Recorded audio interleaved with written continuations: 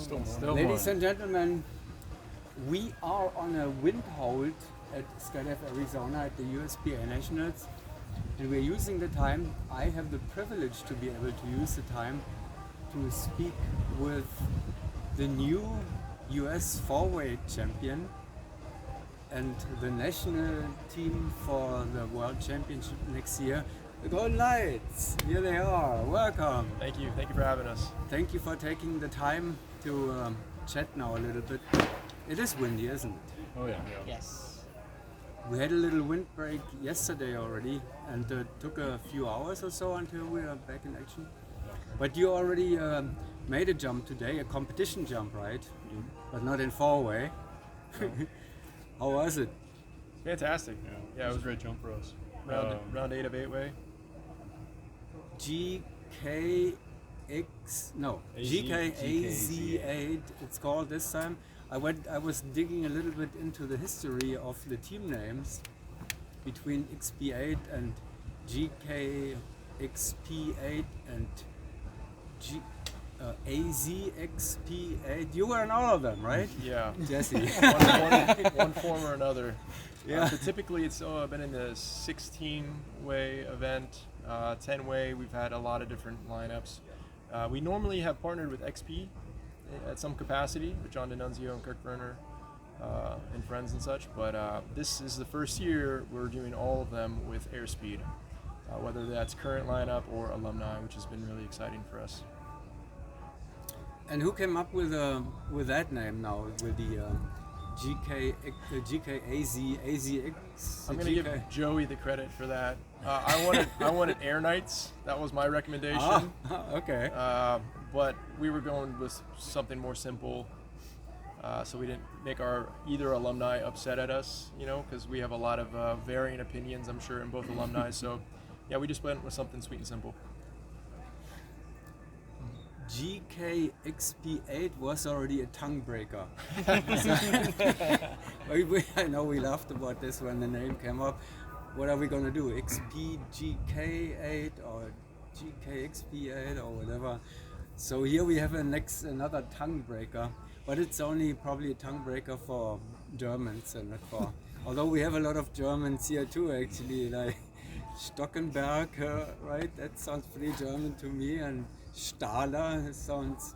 There are some German roots in your families, right? Big time. Absolutely. Birkner, it's not really American either.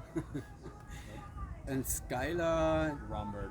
Romberg, very. I mean, you're totally. You should compete in four-way for the Germany. For Germany. We need a gold medal for once in that country. So talking about gold medals, four-way competition is over. You won by 20 points or something. Did you expect that being so easy? I wouldn't say it was easy by any means. I mean, I would definitely say that both teams have really worked hard this year. We were just fortunate in that the training that we've done really brought us together as a team, and we were really jiving after round one. It was a really great competition. Airspeed had some good jumps. We had some better ones. That's all. Yeah.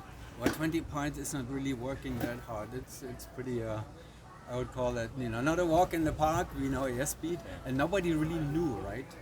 We really didn't know. And then, talk about round one from your perspective. Were you shocked? I would say it definitely was a little bit of a surprise. At the end of the day, we go up for each round just competing against ourselves and trying to find that connective tissue, and the score will show that result. And so yeah, coming down 3 points down from just kind of a dirtier skydive was more of like, all right, boys, we gotta bring it together here. I wouldn't say it brought any fear in us, and again, it kind of points back to even round two and so on. We're just competing against ourselves. And the round one, do you think it had anything to do with that? We have talked about round one like many times and a lot. Was it kind of, do you think there was a little bit round one psychology in it? The typical anxiety or whatever you would call, little 3-point deduction is a little nervous skydiving? Well, how would you define it? Mike, what did you feel in round one? Yeah, I think it's only natural going into round one, regardless of where your team has been at historically. There's always going to be that pressure. You don't know where the other teams are at the moment. There's been a few months since you've seen them compete, and there's always going to be that pressure that comes in with round one. But like Mitch was saying, that's where we tie it back to focusing internally on our own team. We can't control what scores the other teams put up, but we can control what we put up. So that's kind of where we anchor back to of getting into that mindset of just trusting each other and putting together the best product that we can for round one. Did you feel that, can you recall that when you're at the boarding area and you're getting into the plane, that this kind of feeling in your stomach is that recognizable, kind of? Was it there in this specific case? Yeah. I think it always is. I mean, that's just like you said, the traditional round one experience. We came out here a little early just to have a little bit of a mini training camp, to kind of reset ourselves, calibrate to the Arizona desert and conditions, and we left that training camp off fantastic. I mean, it was just one of the best ways you can enter a high-level meet, where you're expecting for there to be pressure and expectation. And honestly, round one felt great to us, with it being a switcher. Had some technical notes for every team.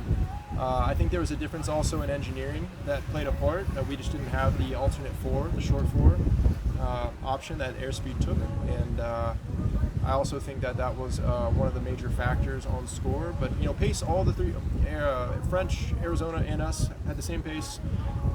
We just were slightly more frantic in our alternate fours and such. So we learned a lot from it, though. That's the big thing.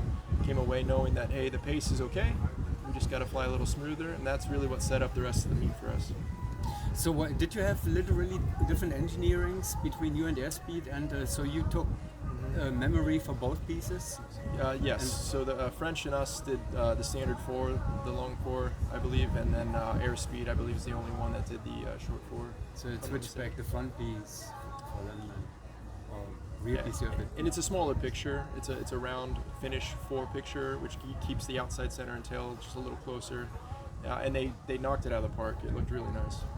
Well, let's say it was a shocker, at least for the audience. I mean, I thought before, I mean, I wish them well, and we would like to see a great competition and so forth.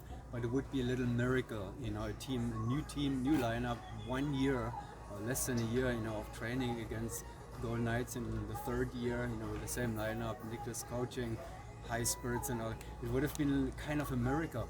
And there we are in round one, coming from round one, and Airspeed is in the lead by a point over the French team, right? Yeah. Not only over you, over the French team too. I thought, no, there's no way.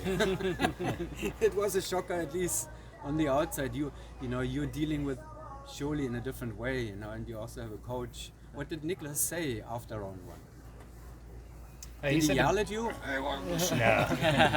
No. If anything, he roped us back in. Kept us calm. Like Jesse said, we had the pace. We knew we had the pace. We just needed to clean things up, and Nick Hemlin did a great job of reminding us of that. We don't need to change anything. Just be calm. And I think round one jitters definitely had a little bit to do with that. On paper, that short four is faster to the five. So there were other factors, but we just didn't let it bleed into the next rounds. And your comeback or recovery from that was phenomenal, because you ended up basically matching your average in the Netherlands, which was a little slower draw here, I guess. Yeah. And the French team stayed a point below their own score in the Netherlands. So it looks like you are getting closer. Do you feel that too? I mean, you're watching that, right? You know that. Is that kind of exciting to see it works, what we are doing, and we are actually catching up there, Solly? Skylar, what do you think? Yeah, I think it's great. I mean, if you look at the meets, look at where we're at in Shamrock this year, and then we're just chipping away. Each meet a little closer. And I think you can see some of the inconsistencies in the French have. You know, like they're not always at 100% every meet. When they're on, they're great, but if you look at their nationals and you look at them here, they're not always on. And I think that's something we have the opportunity to take advantage of. Yeah, it must be encouraging, no doubt about that. So now USPA Nationals are over. Next step was supposed to be the SISM World Championship. But we are somehow in trouble with that situation at the moment, are you? What's going on? Yeah, so the government shutdown is still ongoing until Congress passes a budget for the Department of Defense. We most likely will not be attending, but we are, leaning in. We really want to travel. We want to be there for the SISM event for a lot of different reasons. To meet our friends Hayabusa over there would be wonderful. We had a shared training camp with them this past year, and they're good friends of ours. So it's always fun to compete against your friends, especially at an international meet. So we're optimistic. We think things will work out. Budget will get passed just in time for us to go, and we're looking forward to that opportunity.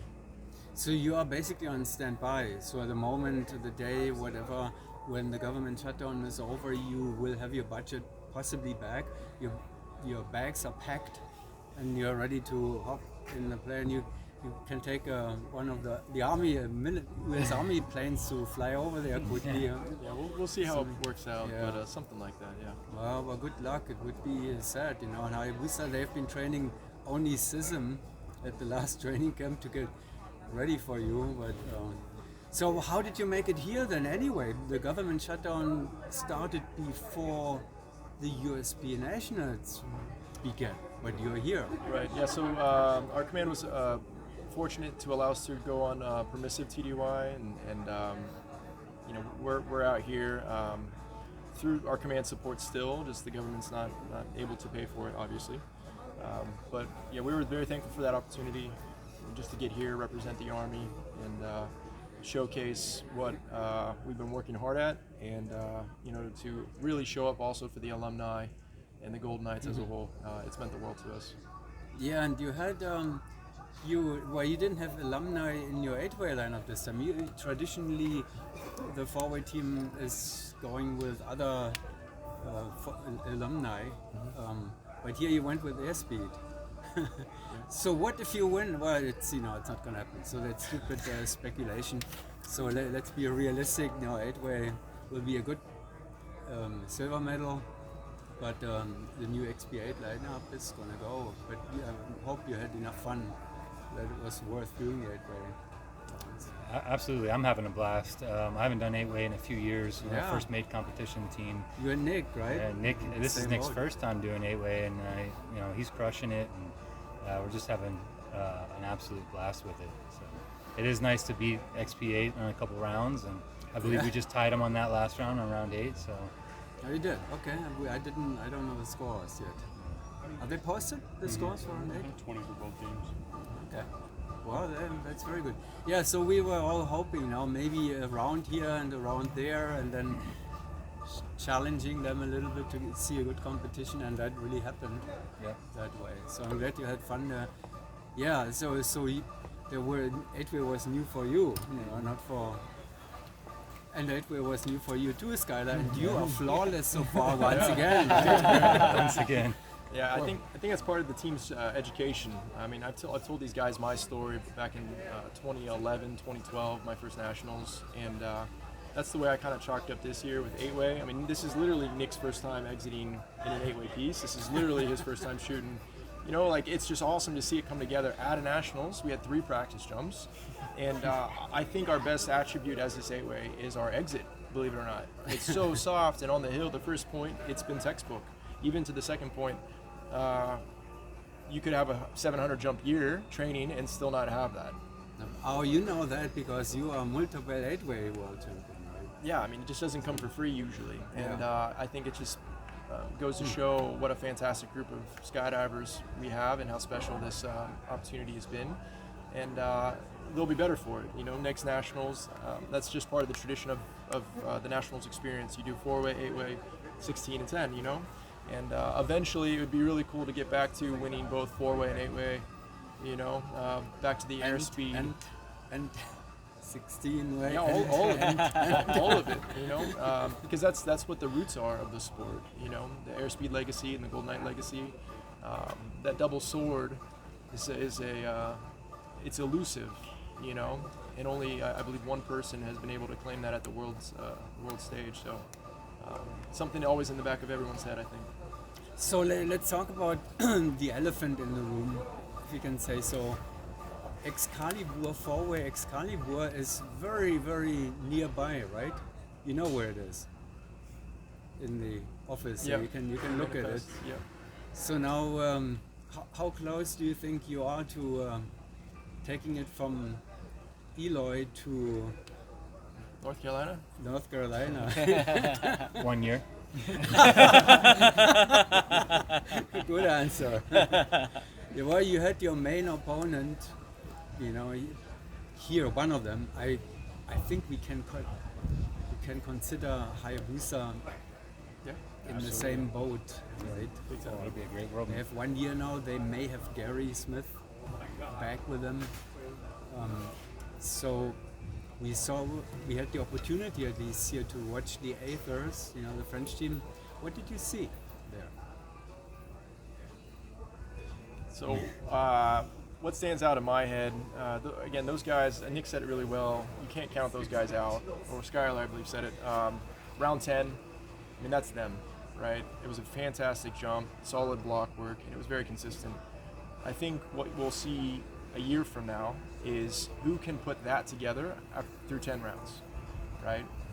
Keeping things consistent size, picture, and calm. That's going to be the team that prevails and will most likely be in that 26, 27 average, you know, pace. But it's going to come down to busts. It's going to come down to confidence. And like it's been said, I mean, this was a very good experience through 10 rounds for us. It was one of our first meets that we are proud of all 10 rounds. The World Cup, there were 2 out there that we wanted back and, you know, wish we could redo. So that's going to be our focus. You know, let's put the best 10 rounds that we possibly can. And I think the team that does that will be the one that takes home the sword.